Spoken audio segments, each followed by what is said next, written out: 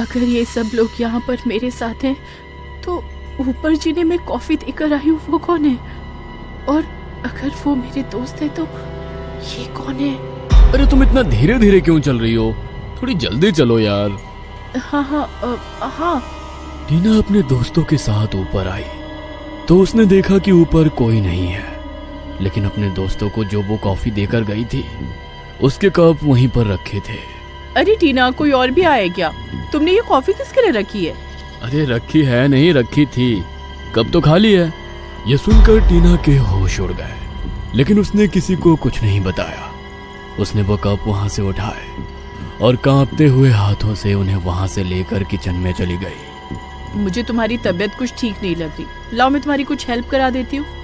नहीं मुझे कुछ नहीं हुआ, मैं बिल्कुल ठीक हूँ। तुम जाओ, मैं बस अभी तुम लोगों के लिए कॉफी लेकर आती हूँ। ओके। टीना और वृंदा बाहर सबके लिए कॉफी लेकर आए। तभी आयुष ने अपने बैग से कुछ बोतल्स निकाली। अरे यार, तुम लोग भी कितने बोरिंग हो। न्यू ईयर की पार्टी में कोई कॉफी पीता है क्या? असली चीज तो मेरे पास है। ये सब तुम ही पियो, हमारे लिए तो यही ठीक है। आयुष और साहिल बैठकर ड्रिंक कर रहे थे और लड़कियां अपनी पार्टी एंजॉय कर रही थी। टीना ने सॉन्ग्स प्ले किए तो सब डांस करने लगे। तभी वृंदा के फोन पर उसके बॉयफ्रेंड की कॉल आई। हेलो, म्यूजिक बहुत लाउड है, आवाज नहीं आ रही। यार थोड़ी देर ये म्यूजिक बंद करो ना, कॉल आई है। अरे यार, इसे आज के दिन भी चैन नहीं है क्या? हम म्यूजिक बंद नहीं करने वाले, बाहर जाकर बात कर लो। हाँ ठीक है, मैं बालकनी में जाकर बात कर लेती हूँ। अरे यार नहीं, बालकनी में जाकर तुम बात नहीं कर सकती। अभी बाहर पेंट हुआ है ना, तो बालकनी में बहुत सारा सामान पड़ा है। तुम किचन में चली जाओ।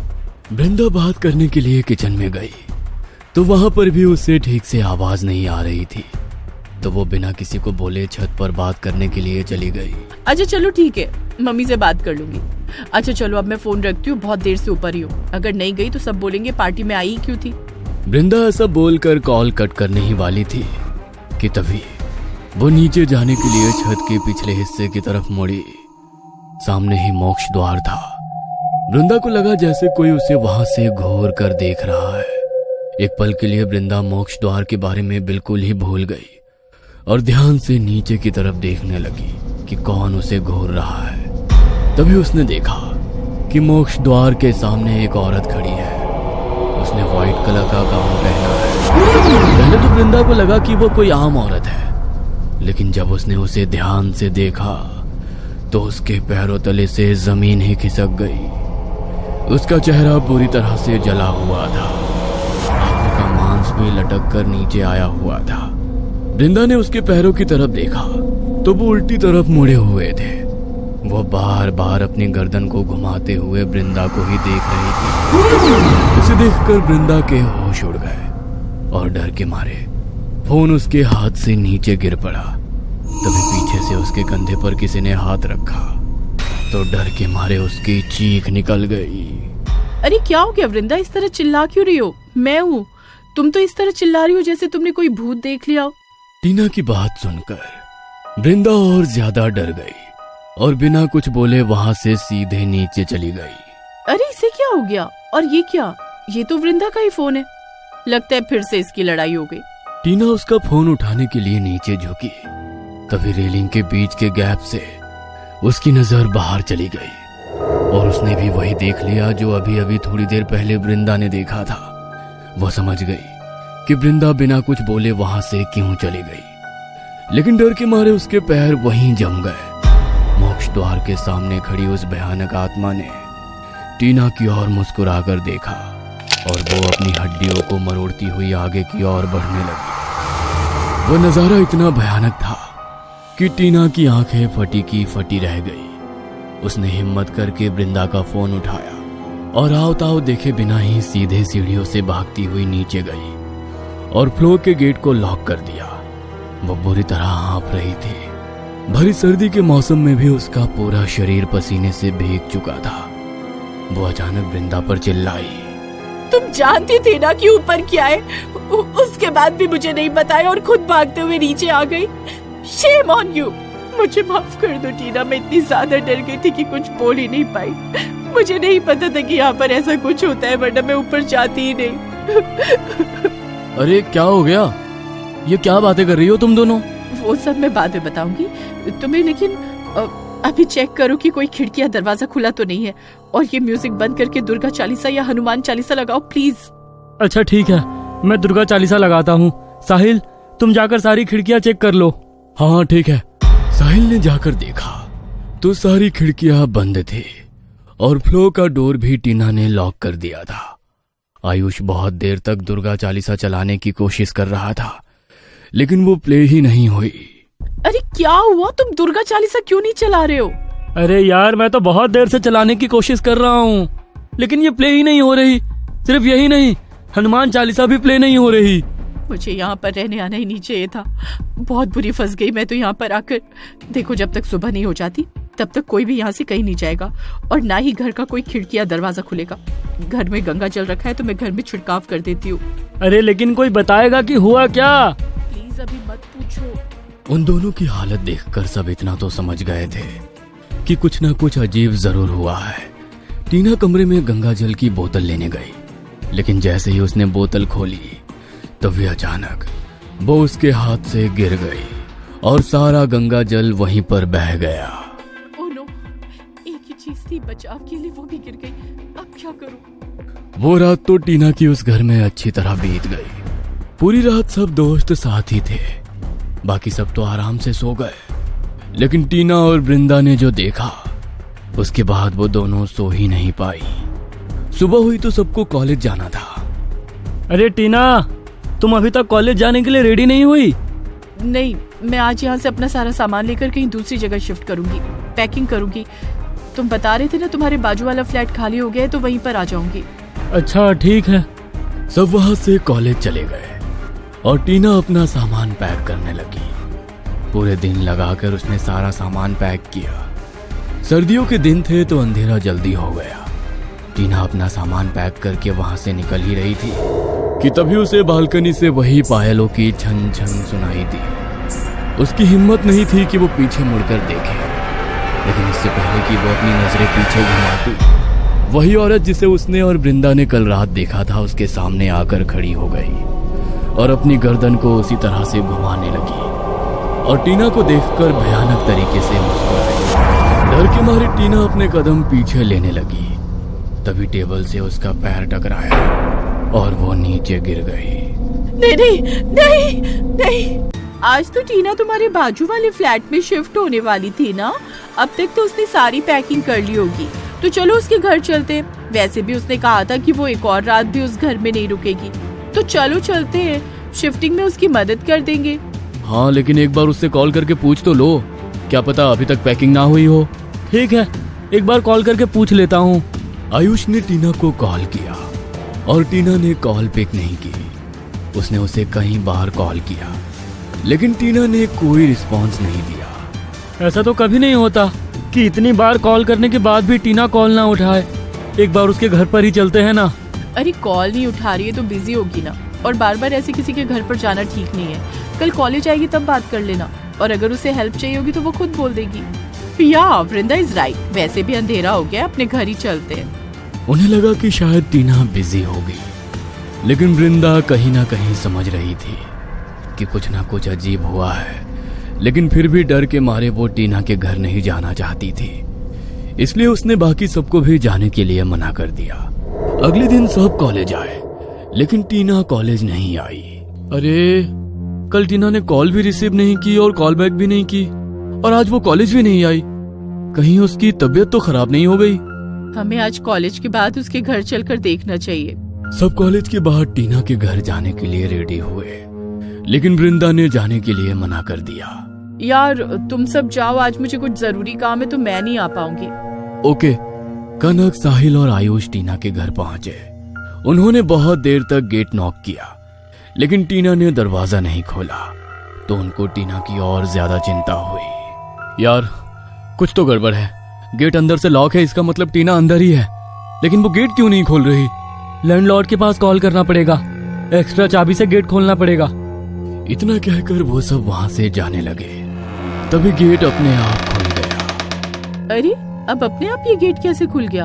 लगता है जाम हो गया होगा। चलो ऊपर चलते हैं। वो तीनों ऊपर गए तो फर्स्ट फ्लोर का गेट खुला हुआ था। उन्होंने टीना को आवाज लगाई, लेकिन बदले में कोई जवाब नहीं आया। टीना का सारा सामान तो यहीं पर है, इसका मतलब वो भी यहीं पर होगी, लेकिन कुछ रिस्पॉन्स क्यों नहीं दे रही? तभी उन सबको एक बड़ी ही अजीब सी आवाज सुनाई दी, जैसे लगातार कोई दीवार में आवाज कर रहा हो, ठक ठक ठक। ये कैसी आवाज है और ये आवाज आ कहाँ से रही है? मुझे कुछ ठीक नहीं लग रहा यार। मुझे लग रहा है कि टीना किसी प्रॉब्लम में है, जल्दी से उसे ढूंढो। उन सब ने टीना को सब कमरों में ढूंढा, लेकिन वो किसी कमरे में नहीं मिली। तभी आयुष ने ध्यान से उस आवाज को सुना। वॉशरूम, हमने वॉशरूम में चेक नहीं किया। वो तीनों दौड़ते हुए वॉशरूम की तरफ गए और जैसे ही उन्होंने वॉशरूम का दरवाजा खोला तो उनके पैरों तले से जमीन खिसक गई। टीना बाथटब में उन सब की तरफ पीठ करके बैठी हुई थी और लगातार अपने सर को सामने की दीवार पर बार बार मार रही थी। पानी से भरा बाथटब पूरी तरह से उसके खून से लाल हो चुका था और उसके बाद भी वो लगातार अपने सर को बार बार दीवार में मारे जा रही थी। ओह माय गॉड, टीना टीना! आयुष ने जैसे ही टीना को आवाज लगाई तो वो अचानक शांत हो गई। उसने अपने सर को दीवार में मारना बंद कर दिया। तभी फिर से आयुष ने उसे आवाज लगाई। टीना, आखिर ये क्या कर रही हो तुम? टीना टीना! इस बार आयुष की आवाज पर टीना पीछे मुड़ी तो उसकी हालत देखकर उन तीनों के रोंगटे खड़े हो गए। उसका पूरा चेहरा खून से सना हुआ था, सर का मांस बाहर को निकल कर आ चुका था, लेकिन फिर भी वो उन्हें देखकर मुस्कुरा रही थी। उसकी ऐसी हालत देखकर उन तीनों की आत्मा मानो उनके शरीर से निकल गई हो। आज से पहले उन्होंने कभी अपनी जिंदगी में ऐसा खौफनाक दृश्य नहीं देखा था। वो उठकर उन तीनों की ओर बढ़ने लगे। डर के मारे उन तीनों की सांसें तेज हो गई। तभी बाथटब से बाहर निकलते हुए टीना का पैर फिसला और वो बाथटब में ही गिर पड़ी। पकड़ो इसे और हॉस्पिटल लेकर चलो, इसकी हालत बिल्कुल भी ठीक नहीं है। अगर ये और थोड़ी देर यहाँ पर रही तो पता नहीं हम इसे बचा भी पाएंगे या नहीं। उसकी हालत देखकर तीनों बहुत घबराए हुए थे। उन्होंने उसे उठाया और जल्दी से हॉस्पिटल लेकर गए। उसकी ऐसी हालत देखकर डॉक्टर भी घबरा गए और उसे इमरजेंसी वार्ड में शिफ्ट कर दिया। कुछ देर बाद डॉक्टर बाहर आए। वो ठीक तो है ना डॉक्टर? उसे कुछ हुआ तो नहीं है? ठीक तो है, लेकिन समझ में नहीं आ रहा कि आखिर इसने खुद अपनी ऐसी हालत कैसे की। ऐसा केस तो मैंने पहली बार देखा है। और इसकी फैमिली कहाँ है? सर वो तो यहाँ नहीं रहते। हम सब लोग अपने मास्टर्स के लिए यहाँ पर आए हैं और फैमिली से अलग रहते हैं। अच्छा, लेकिन इसकी फैमिली को इन्फॉर्म करो और यहाँ पर बुलाओ, क्योंकि इसे अकेले छोड़ना बिल्कुल भी ठीक नहीं है। अगर इसने फिर से एक बार और ऐसा कर लिया तो इसे बचाना बहुत मुश्किल हो जाएगा। हाँ, हम आज ही इसकी फैमिली को इन्फॉर्म कर देंगे सर। डॉक्टर वहां से चले गए और आयुष ने टीना के फोन से उसके घर पर फोन किया और उसके घर वालों को बताया कि टीना की तबीयत बहुत खराब है। ये सुनकर उसकी माँ और पिताजी उसी दिन बेंगलोर आ गए। कुछ दिन बाद टीना को हॉस्पिटल से छुट्टी मिली। उसके मम्मी पापा उसे लेकर उसी घर में आ गए। वृंदा के अलावा किसी को भी नहीं पता था कि उस रात उनके साथ क्या हुआ था, लेकिन फिर भी उसने किसी को कुछ नहीं बताया। घर में कुछ दिन बीते। टीना की माँ को उसका बर्ताव बहुत अजीब लगा। टीना कभी भी गुमसुम और सहमी सहमी सी नहीं रहती थी, लेकिन जब से उसके मम्मी पापा उसे अस्पताल से घर लेकर आए थे वो किसी से कुछ बात ही नहीं कर रही थी।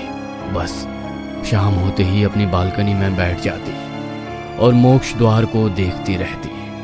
उसकी ऐसी आदत उसके मम्मी पापा को भी बहुत अजीब लगी। मुझे मेरी बच्ची की हालत कुछ ठीक नहीं लग रही।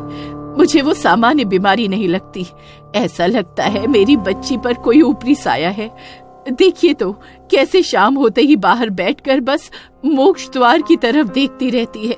निर्मला, डॉक्टर ने बताया था कि उसके सर पर चोट लगी है, तो थोड़े दिन वो ऐसा बर्ताव करेगी।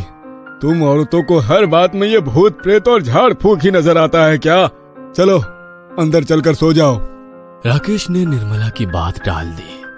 निर्मला ने टीना को बालकनी से उठाया और उसे उसके कमरे में सुला दिया और वो दोनों भी अपने कमरे में सोने चले गए। उनकी आंख लगे अभी कुछ देर ही हुई थी कि तभी निर्मला के मन में कुछ बेचैनी सी हुई। उसे किसी अनहोनी का अंदेशा हो रहा था। वो अपने बिस्तर पर उठकर बैठ गई। पता नहीं इतना अजीब क्यों लग रहा है आज मुझे। ऐसा लग रहा है कि कुछ बहुत बुरा होने वाला है। मैं यहाँ पर नहीं सोऊंगी, टीना के कमरे में जाकर सोती हूँ। लगता है उसकी चिंता की वजह से मुझे नींद नहीं आ रही। उसके पास जाकर लेटूंगी तो मन में सुकून रहेगा। निर्मला टीना के कमरे में जाने के लिए उठी, तभी उसे जोर से प्यास लगी। वो पानी पीने के लिए किचन में गई, लेकिन जैसे ही उसने पानी की बोतल निकालने के लिए फ्रीज खोला तो उसे लगा कि कोई अभी अभी वहां से भागता हुआ टीना के कमरे की तरफ गया है। वो जल्दी से फ्रीज बंद करके टीना के कमरे की तरफ भागी, लेकिन टीना अपने कमरे में नहीं थी। टीना? इतनी रात को ये टीना कहाँ पर चली गई? निर्मला टीना को देखने के लिए कमरे से बाहर जा ही रही थी कि तभी उसे बालकनी से किसी के हंसने की आवाज सुनाई दी। उस आवाज को सुनकर वो भी एक बार को डर कर रह गई, लेकिन उसे लगा कि शायद टीना बालकनी में है, तो वो उसे देखने के लिए बालकनी की तरफ गई तो उसके होश उड़ गए। टीना बालकनी की रेलिंग पर चल रही थी और अपने चेहरे पर अपना हाथ रखकर अपनी हंसी को दबा रही थी। अपनी आंखों के सामने वो नजारा देखकर निर्मला की रूह कांप गई। टीना, टीना बेटा, ये क्या कर रही हो तुम? देखो बेटा, तुम नीचे गिर जाओगी। मेरा हाथ पकड़ो और नीचे आ जाओ। आप चाहती हो मैं नीचे आ जाऊं? इस रेलिंग से नीचे? हाँ बेटा, आओ आओ, मेरा हाथ पकड़ो, नीचे आ जाओ। टीना ने हाँ में गर्दन हिलाई और अपने हाथ को अपनी माँ की तरफ बढ़ाया। ठीक है माँ। निर्मला ने टीना की तरफ हाथ बढ़ाया, तभी टीना उसकी ओर देखकर भयानक तरीके से मुस्कुराई और अचानक से पीछे की तरफ मुड़ी और सीधे रेलिंग से नीचे कूद गई। टीना!